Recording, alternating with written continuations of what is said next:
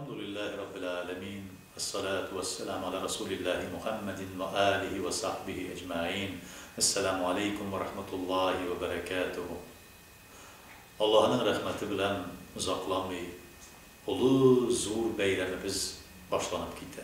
Oku yılı, ilim yılı.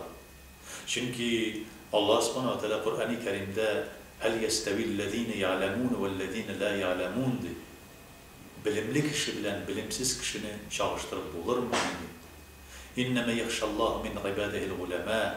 Allah Teala'nın yüzünden hem Allah Teala'nın rahmetinden yaki Allah Teala karşısında takva bulgan kişiler ol fakat bilimli, alim kişilerdi. Birinci sentyabrdan oku yılı başlanıp gitti. Bu bitti mühim narsa. Çünkü Peygamberimiz sallallahu aleyhi ve sellem de özünün aytgan sözlerinde ilim alu, mümin, Müslüman, irad bulsun, hatın kız bulsun, onlar üstünde farz buldu, onlar üstünde bir yük buldu diye. İlim alırga gerek, hatta koylarga Çin devletine, yani Kıtay devletine varıp olsa da ilim alırga tırışırız diye. Bu günde bizge, Müslümanlarga bitti mühim bulan bir nerse, ol da bulsa balalarımızını okutu, bilim biru, yakşı bilim biru, tüplü bilim biru. Öz vaktında belki biz hamdi ilimlerini alıp alalmasak da balalarımız için kaygırtırga tiyiş.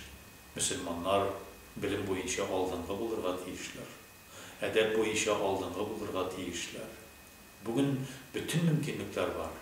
Yaşlarımız, bizden geleceğimiz, bilimli yaşlarımız, bizden yaktı geleceğimiz. Bizden bəxtimiz o.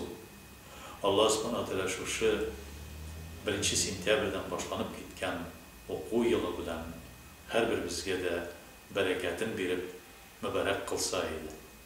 Okutuşlarga da, okuşlarga da, yaşlarga da, ulularga da, etiyenilerge de hem birinci sınıfka baratırgan okuşlarga da hem songu sınıfka baratırgan hem şulay yukarı oku yurtlarına baratırgan barlık kardeşlerimizin de hem onların etiyenilerinde ihlas konuldan tebrikliyiz. Dünya Nezaret isminden özümüzün tebriklerimizni yetkireriz. Hem her vakit biz Tataristan Müslümanları Dünya Nezaretini sizin için duada durarız her vakit. Bilim, ilim yaktı geleceğimiz bulsun deyip şen hakiki imanlı, İslamlı, bəxtli kavim bulsun deyip dua kılıyoruz.